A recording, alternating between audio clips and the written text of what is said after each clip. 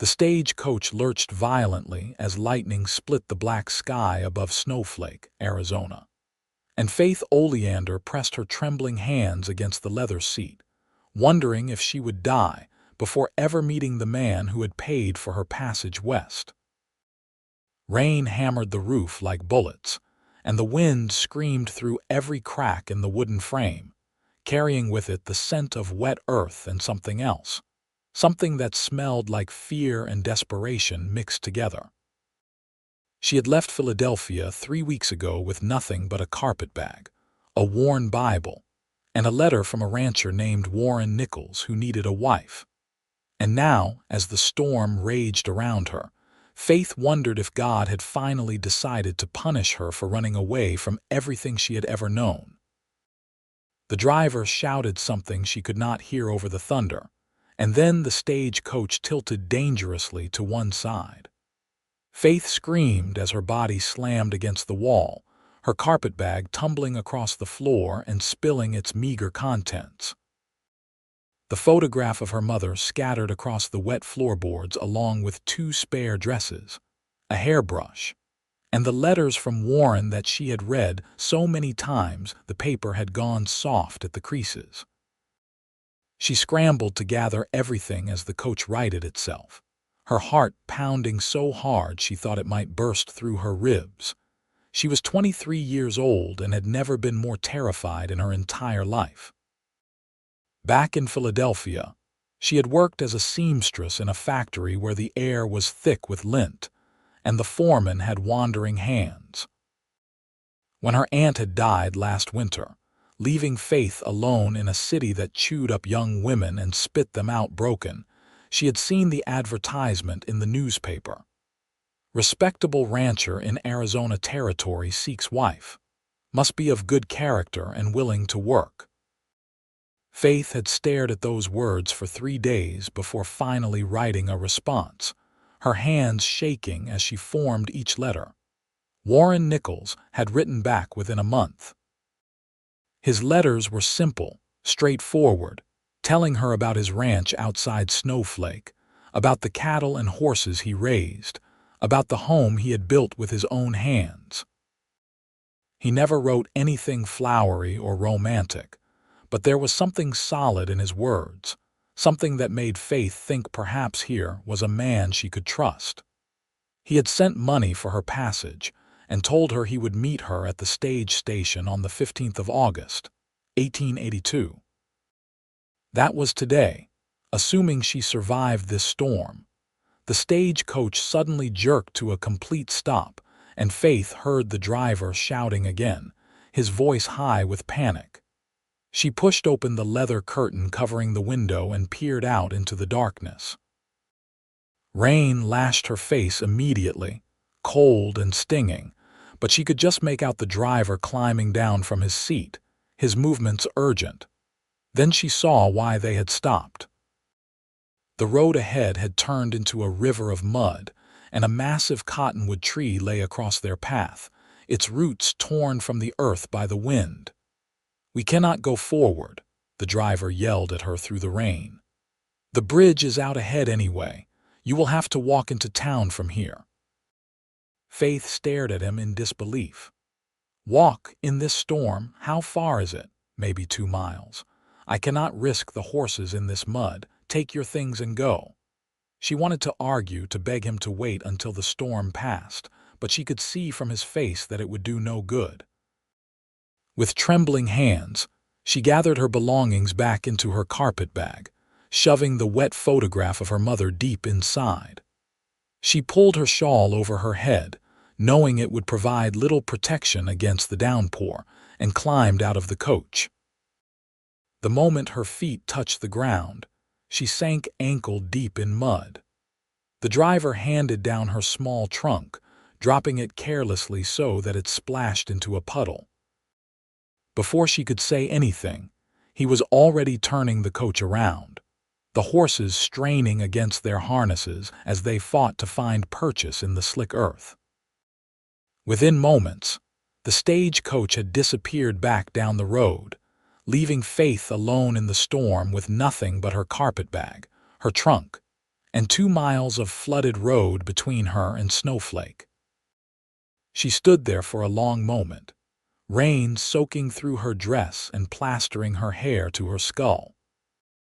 Tears mixed with the rainwater on her cheeks, and she thought about the factory in Philadelphia, about the foreman's hands on her waist, about the tiny room she had shared with her aunt where the walls were so thin she could hear everything the neighbors did.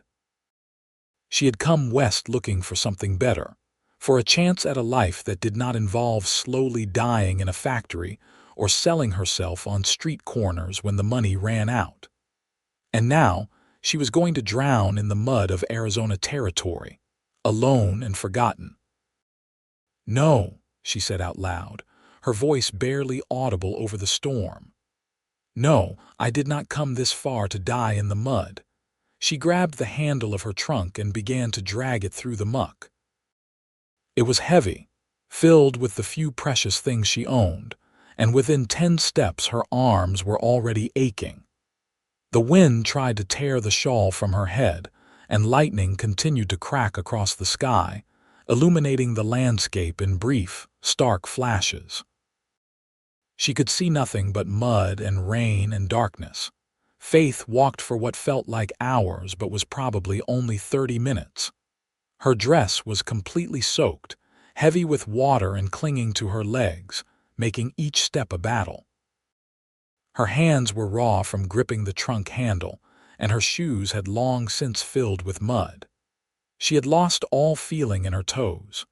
The road, if it could even be called that anymore, had become a series of puddles and streams, and twice she slipped and fell, landing hard on her knees in the muck. The second time she fell, she stayed down for a long moment, kneeling in the mud with rain pounding on her back. She had no hope left. This had been a terrible mistake. Warren Nichols was probably sitting warm and dry in his house, and when she did not arrive on the stage, he would assume she had changed her mind. He would never know she had died out here trying to reach him. No one would know. She would just disappear, another foolish woman who had believed in the promise of the West. She was about to let go of the trunk and simply lie down in the mud when she saw it, a flicker of light in the distance.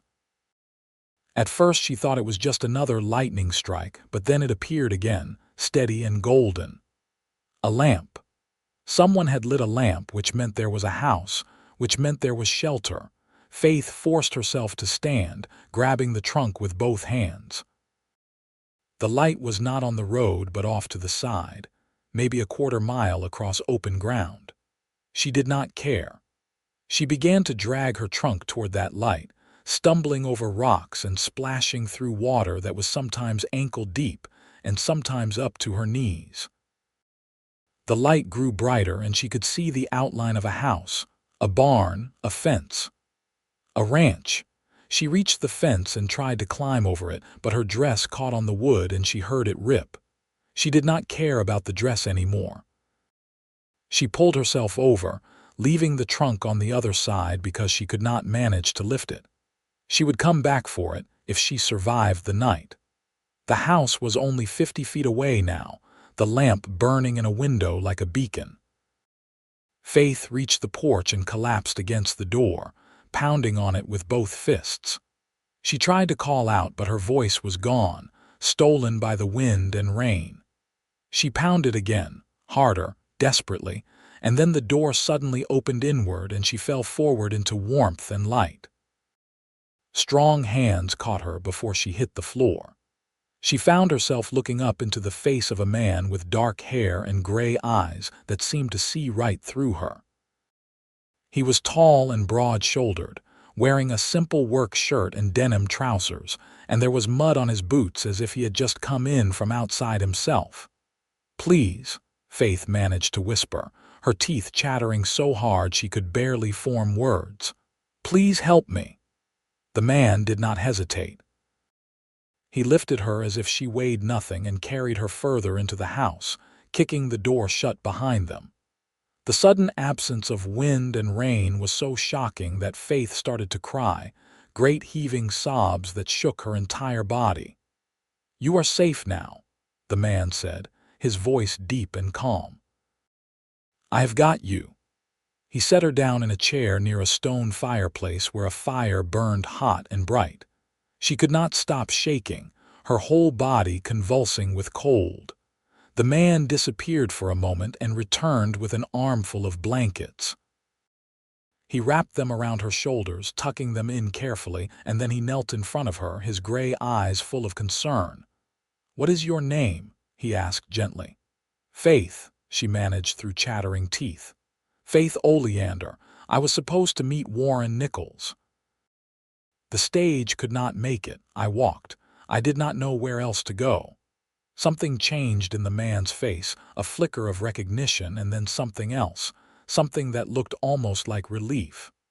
"I am Warren Nichols," he said quietly, "and you are exactly where you are supposed to be."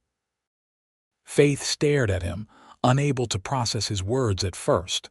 This was Warren, the man who had written her those careful, measured letters. She had tried to imagine what he would look like, but she had never pictured someone like this, someone with kind eyes and gentle hands, and a voice that made her feel safe even though they had just met. "Hope lives in my home," Warren said, and he reached out to brush a strand of wet hair from her face. "You will see that soon enough, Miss Oleander, but first we need to get you warm and dry before you catch your death." He stood and moved to a door at the back of the room, returning with a stack of clothing. "These belong to my mother," he explained. "She passed 5 years ago, but I kept some of her things. You are about her size. Can you manage to change, or do you need help?" Faith's face burned despite the cold. "I can manage." Warren nodded and turned his back, moving to the other side of the room to give her privacy. Faith struggled to her feet, her legs shaking, and fumbled with the buttons of her dress with numb fingers. Everything was so wet and heavy that it took several minutes just to peel the dress off. Her undergarments were soaked through as well, and she stripped down to her skin before pulling on the dry clothes Warren had provided. They were simple, a cotton chemise and petticoat, a plain brown dress that buttoned up the front, and thick woolen stockings. They smelled faintly of lavender and cedar, and they were the most wonderful things Faith had ever worn. "I am decent," she said softly. Warren turned back around and smiled at her, and Faith felt something flutter in her chest that had nothing to do with the cold. "Better?" he asked. "Much better. Thank you." He gestured to the chair. "Sit back down and get warm. I am going to make some coffee and then we will talk." Faith sank back into the chair, pulling the blankets around her again even though she was no longer quite so cold. She watched as Warren moved around the kitchen area of the large room, stoking the fire in the stove and setting a pot of water to boil. His movements were efficient and practiced, and she found herself studying him, trying to reconcile this man with the letters he had written. He was handsome in a rugged way, with lines around his eyes that suggested he smiled often, though at the moment his expression was serious. He looked to be in his late 20s, maybe 28 or 29, with the kind of build that came from years of hard physical work. There was a scar on his left hand, white against his tanned skin, and she wondered how he had gotten it. "Your trunk," Warren said suddenly, looking up from the coffee pot. "You mentioned walking. Did you have luggage?" "I left it by the fence," Faith said. "I could not carry it any further. I will fetch it in the morning when the storm passes. Everything inside will be soaked, I imagine, but we can dry it out." "There is not much worth saving," Faith admitted. "Just some clothes and a photograph of my mother." Warren poured the coffee into 2 tin cups and brought one to her, wrapping her cold hands around it. The warmth seeping through the metal felt like heaven. He pulled another chair close to hers and sat down, holding his own cup but not drinking.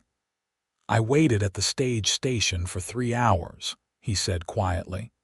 "When you did not arrive, the station master told me the storm had delayed the coach.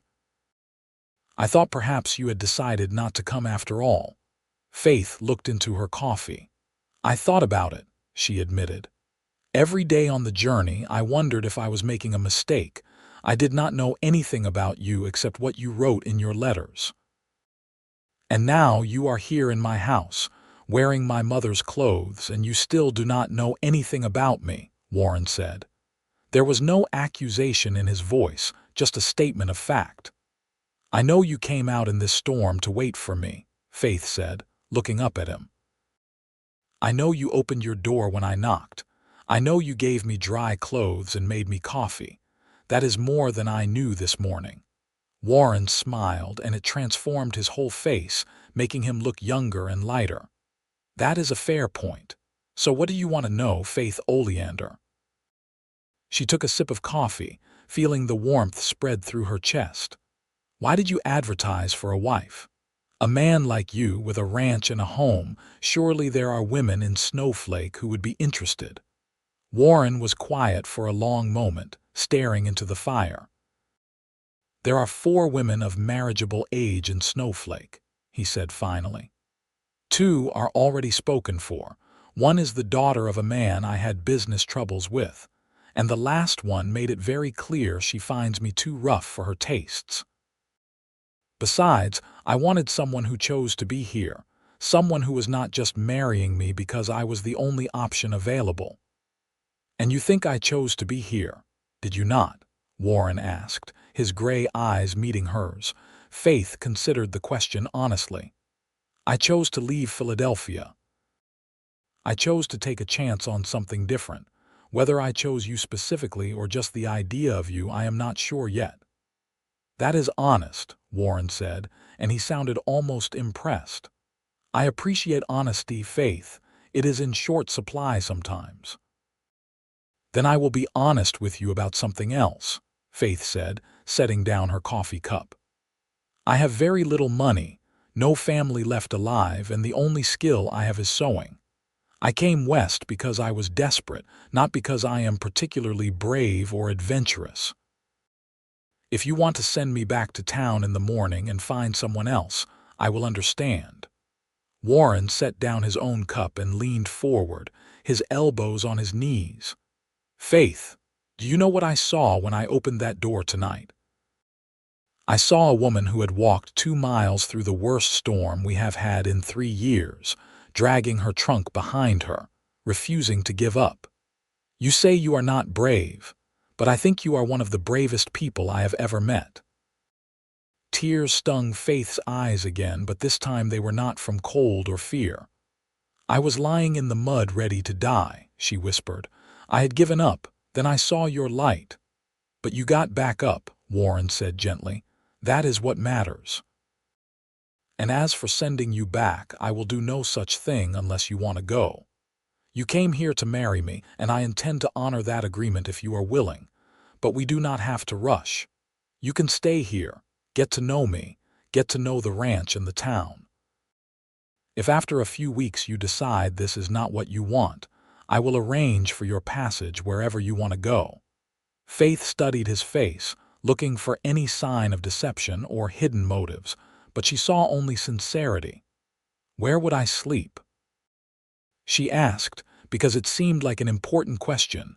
Warren gestured to a door on the far side of the room. "That is my bedroom. You can have it. I will sleep out here on the floor near the fire. The house is not large, but it is solid and warm. When my father built it, he intended to add more rooms, but he died before he could finish. I keep meaning to expand it, but there never seems to be time." "I cannot take your bed," Faith protested. "Yes, you can and you will," Warren said firmly. "You have been through hell tonight, Faith. You need proper rest in a proper bed. I have slept on worse than a wood floor, believe me." Faith wanted to argue further, but exhaustion was crashing over her in waves now that she was warm and safe. Her eyes kept trying to close on their own, and she could barely keep her head up. Warren noticed and stood, offering her his hand. "Come on, let me show you the room." She took his hand and let him pull her to her feet. His hand was rough with calluses but warm and strong. He led her to the bedroom door and pushed it open. Inside was a simple room with a large bed covered in quilts, a dresser, and a small table with a lamp. Everything was neat and clean, and Faith could see that Warren took care of his home. "There is water in the pitcher if you need it," Warren said, pointing to the dresser. "And extra blankets in the trunk at the foot of the bed. If you need anything in the night, just call out. I will hear you." "Thank you," Faith said, her voice barely above a whisper, "for everything." Warren looked at her for a long moment, and Faith felt something pass between them, something she could not quite name, but that made her heart beat faster. Then he nodded and stepped back. "Sleep well, Faith. Tomorrow will be better, I promise." He closed the door gently, and Faith was alone. She stood in the middle of the room for a moment, hardly able to believe she was here, that she had survived the storm, that Warren Nichols was everything she had hoped for and more. Then she pulled back the quilts and climbed into the bed, sinking into the soft mattress with a sigh of pure relief. She should have fallen asleep immediately, but instead she lay awake listening to the sounds of Warren moving around in the main room, the crackle of the fire, the rain still pounding on the roof, though not as violently as before. She thought about his gray eyes and his gentle hands, and the way he had said, "Hope lives in my home," as if it were a simple fact, as natural as breathing. Faith had arrived in Snowflake with no hope, ready to die in the mud, and Warren had opened his door and his home to her without hesitation. She did not know yet if she loved him, but she thought perhaps she could learn to love him, and that was more than she had dared to hope for when she left Philadelphia. She finally fell asleep with that thought, warm and safe in Warren Nichols' bed, while outside the storm slowly began to die down. Faith woke to bright sunlight streaming through the window and the smell of bacon cooking. For a confused moment, she did not know where she was, and then memory came flooding back. The storm, the walk through the mud, Warren's face when he opened the door. She sat up quickly, her heart pounding, and looked around the room. Her wet clothes from the night before were gone, and someone had left a basin of fresh water on the dresser along with a towel and a small bar of soap. Faith climbed out of bed and went to the window, looking out at Warren's ranch in daylight for the first time. It was beautiful. The house sat on a slight rise, overlooking a valley that stretched out toward distant mountains. She could see the barn Warren had mentioned in his letters, a large, sturdy structure painted red, and several smaller outbuildings. There were corrals with horses, and in the distance, she could see cattle grazing on grass that looked impossibly green after last night's rain. The sky was a brilliant blue, as if the storm had scrubbed it clean, and the air that came through the slightly open window smelled fresh and new. Faith washed her face and hands in the basin, using the soap that smelled like pine, and then she tried to do something with her hair. It had dried in a tangled mess, and she had lost all her hairpins in the storm. She finally managed to braid it and tie it off with a strip of fabric torn from her ruined petticoat. When she emerged from the bedroom, Warren was standing at the stove, flipping bacon in a cast iron skillet. He had changed clothes since last night and was wearing a clean work shirt and different trousers. His dark hair was damp, as if he had washed recently, and Faith found herself staring at the way the morning light caught in it. He turned and saw her, and his whole face lit up with a smile. "Good morning. I was starting to think you might sleep all day." "What time is it?" Faith asked, mortified that she might have slept too long, "Nearly 9. But you needed the rest. Come sit down. Breakfast is almost ready."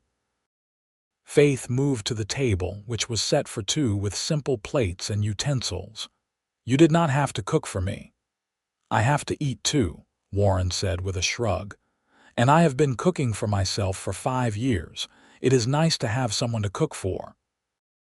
He brought the skillet to the table and divided the bacon between their plates, then returned with a pan of eggs and a loaf of bread.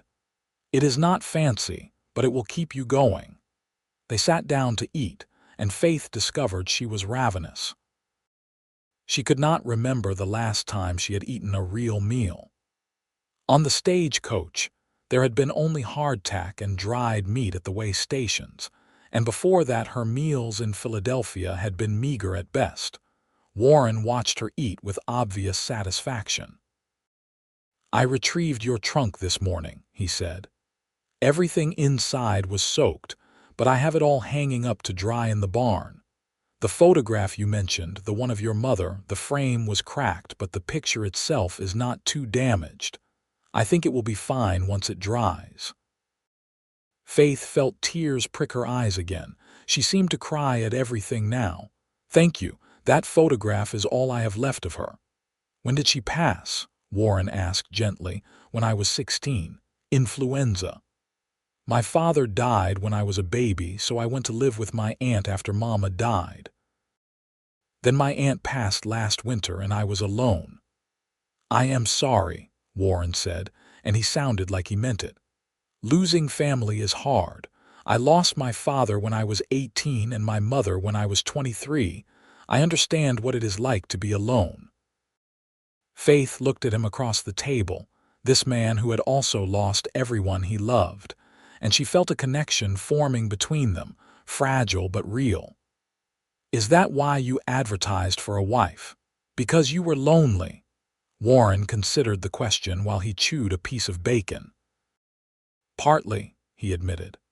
"But also because I want children someday, a family. This ranch is a good place to raise children.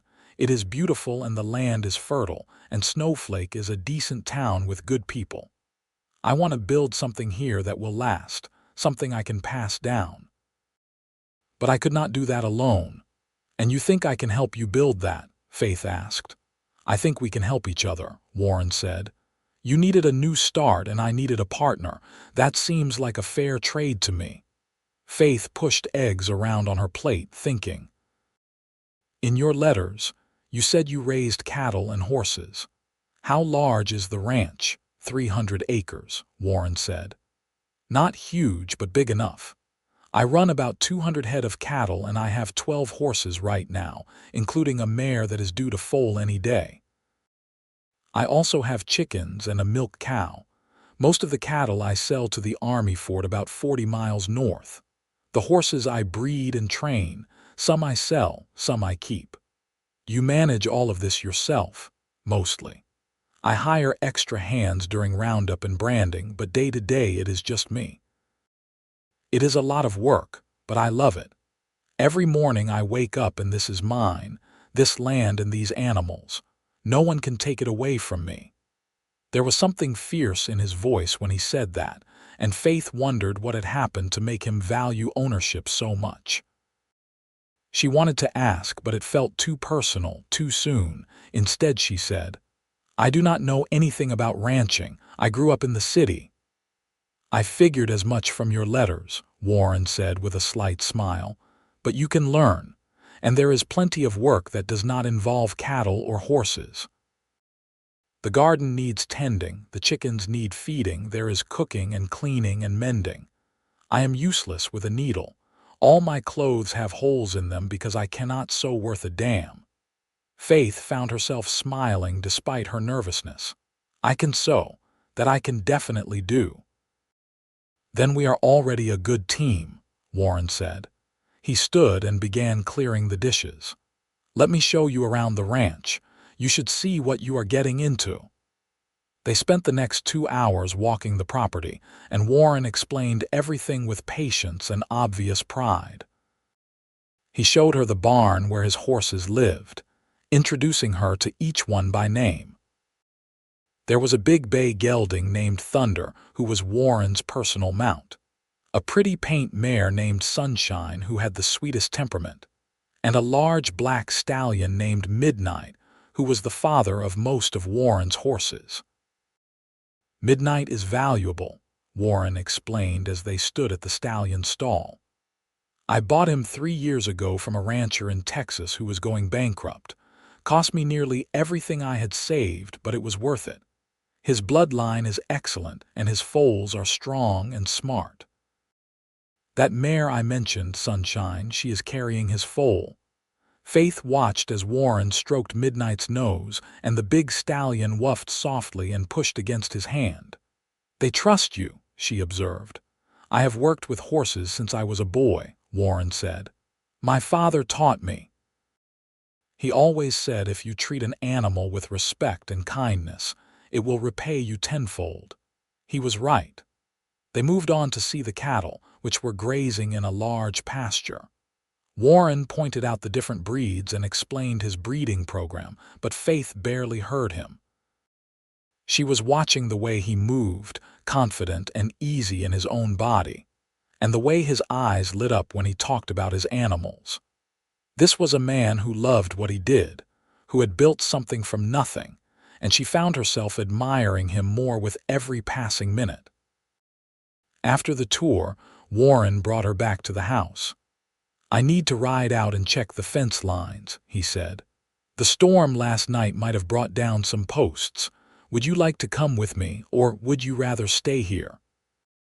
Faith thought about getting back on a horse after spending 3 weeks on a stagecoach, and her entire body ached at the prospect. I think I will stay here if that is all right. Maybe I could start on some of those mending projects you mentioned. Warren grinned. Really? You do not mind? I like sewing, Faith said honestly. It is calming, and it will give me something useful to do. Then the pile of clothes needing mending is in that chest by the door, Warren said, pointing. Help yourself to whatever thread and needles you need. They are in the sewing basket on the shelf above. He went to saddle Thunder, and Faith dragged the chest into the main room near the window where the light was good.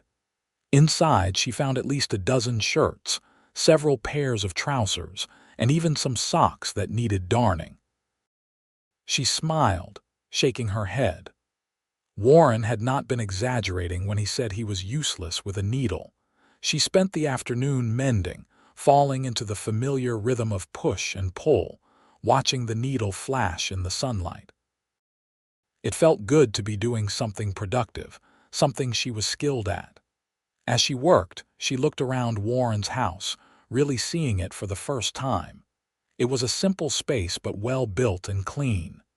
The main room served as kitchen, dining room, and living area.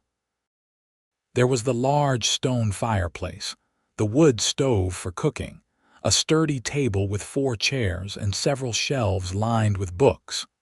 Faith was surprised by the books. She had not expected a rancher to be a reader, but there must have been 30 volumes on those shelves. She would have to ask Warren about them later. The walls were bare except for one framed photograph of a stern-looking man and a kind-faced woman. Warren's parents, she assumed. There were no curtains on the windows, no rugs on the floor, no decorative touches at all. It was a house that a man lived in alone, functional but not homey. Faith finished mending one of Warren's shirts and held it up to examine her work.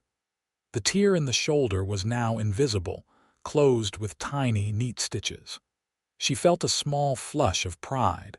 At least she could contribute something.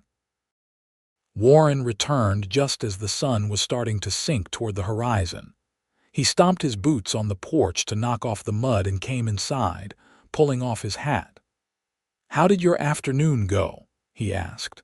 Faith gestured to the small stack of mended clothes beside her chair. "I finished 6 shirts and 2 pairs of trousers. The rest will take longer. Some of these holes are quite large." Warren picked up one of the mended shirts and examined it, his eyebrows rising. "I cannot even see where the tear was. Faith, this is excellent work." She felt her cheeks warm at the praise. "It is just sewing."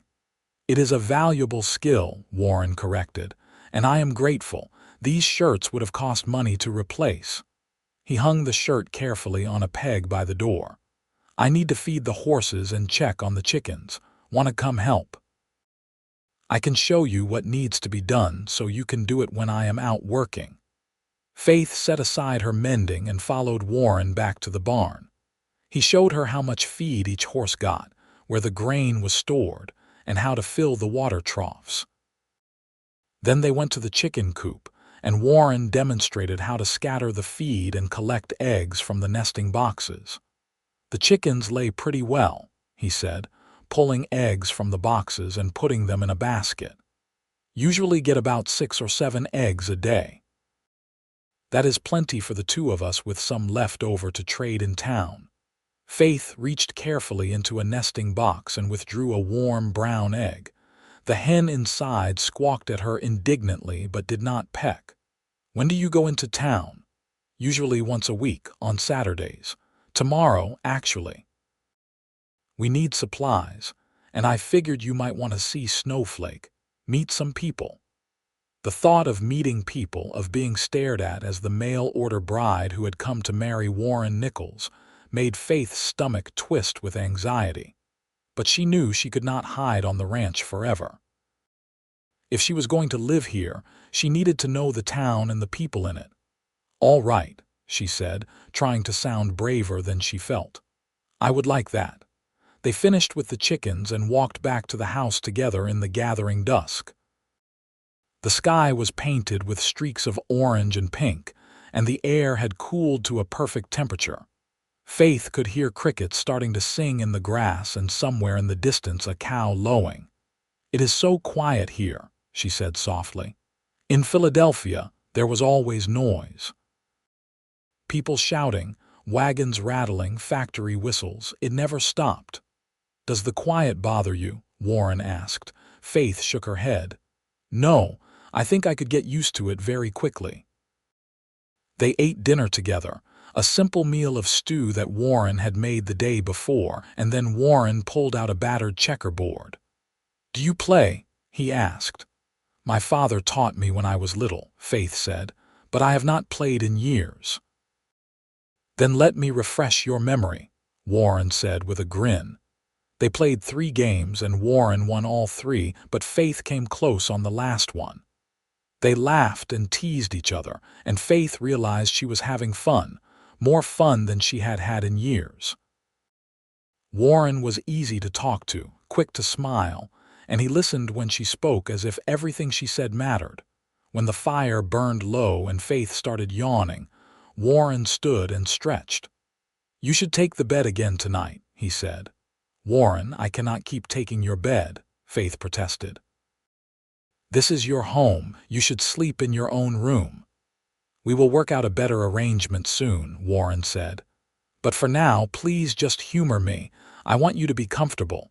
Faith wanted to argue more, but she was too tired. She said good night and retreated to the bedroom, closing the door behind her. She changed back into the nightgown Warren had given her the night before and climbed into bed, but sleep did not come as quickly as it had the previous night. Instead, she lay awake thinking about Warren, about the way he smiled and the gentle way he handled his animals and the pride in his voice when he talked about his ranch. She thought about the letters he had written, careful and measured, and how different he was in person, warmer and more open than his words had suggested. She had been so afraid when she left Philadelphia, terrified that she was making a terrible mistake, that Warren would turn out to be cruel or cold or only interested in her as free labor. But he was none of those things. He was kind and patient and seemed genuinely happy that she was here. Faith thought about what he had said that first night about Hope living in his home. She had not understood what he meant then, but she was beginning to understand now. Hope was not a grand thing, not fireworks and declarations. Hope was warm food and mended clothes and someone teaching you how to feed chickens. Hope was a man giving up his bed so you could sleep comfortably and inviting you to play checkers by the fire. Hope was Warren Nichols, and Faith was starting to think she might be falling in love with him. The next morning, they rode into Snowflake together in Warren's wagon. Faith wore one of the dresses Warren's mother had owned, a blue calico that fit her reasonably well, and she had managed to find a few hairpins in a drawer to put her hair up properly. She sat on the wagon bench next to Warren, very aware of how close they were, their shoulders occasionally bumping as the wagon rolled over ruts in the road. Snowflake was larger than Faith had expected, a real town with a main street lined with shops and businesses. She could see a general store, a bank, a church with a white steeple, a doctor's office, a blacksmith, and several other buildings. People were out and about despite it being early on a Saturday morning, and several of them waved to Warren as he drove the wagon down the street. Warren pulled up in front of the general store and set the brake. "We will start here," he said. "Get what we need and then I will introduce you around." Faith climbed down from the wagon, smoothing her skirt nervously. She followed Warren into the store, and a bell above the door jangled to announce their arrival. The interior was dim after the bright sunlight outside, but Faith could see shelves stocked with everything from canned goods to bolts of fabric to farming equipment. A woman emerged from the back of the store, wiping her hands on her apron. She was in her 40s with graying hair and a friendly face, and she broke into a wide smile when she saw Warren.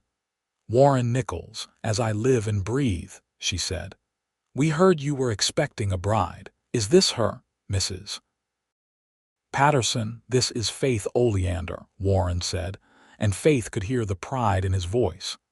"She arrived Thursday night during that terrible storm. Faith, this is Mrs. Patterson. She and her husband run the general store, and she knows everything that happens in Snowflake." "Not everything, Mrs. Patterson said, but she was still smiling. She came forward and took Faith's hands in hers, looking her up and down with frank curiosity. "But I hear about most of it. Welcome to Snowflake, dear. You gave us all a scare when you did not arrive on the stage." "The driver made me get out and walk when a tree blocked the road," Faith explained. "It was rather terrifying." "I imagine it was," Mrs. Patterson said sympathetically. "But you are here now, and that is what matters. Warren, you should bring her by the church tomorrow. Reverend Hall will want to meet her, and the ladies of the congregation are dying of curiosity." Warren glanced at Faith. "Would you like to go to church tomorrow?" Faith nodded.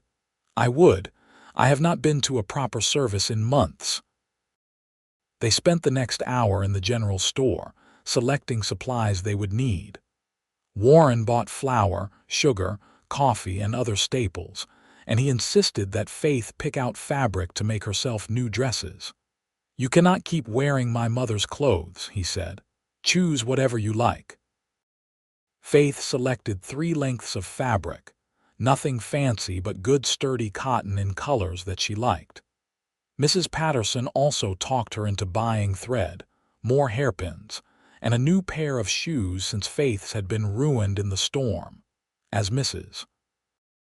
Patterson tallied up their purchases, she chatted non-stop, filling Faith in on all the important people in Snowflake.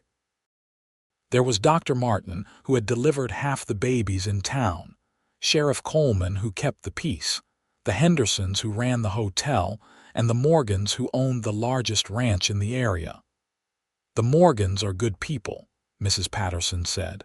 "Their daughter Rebecca is about your age, Faith. I think you two would get along well. She is married to a man named Thomas Burke who works as the town's carpenter." Warren paid for their supplies and loaded them into the wagon, and then he and Faith walked down the street, stopping to introduce her to various townspeople. Everyone was friendly and welcoming, though Faith could see the curiosity in their eyes. She was new, a stranger, and people wanted to know about her.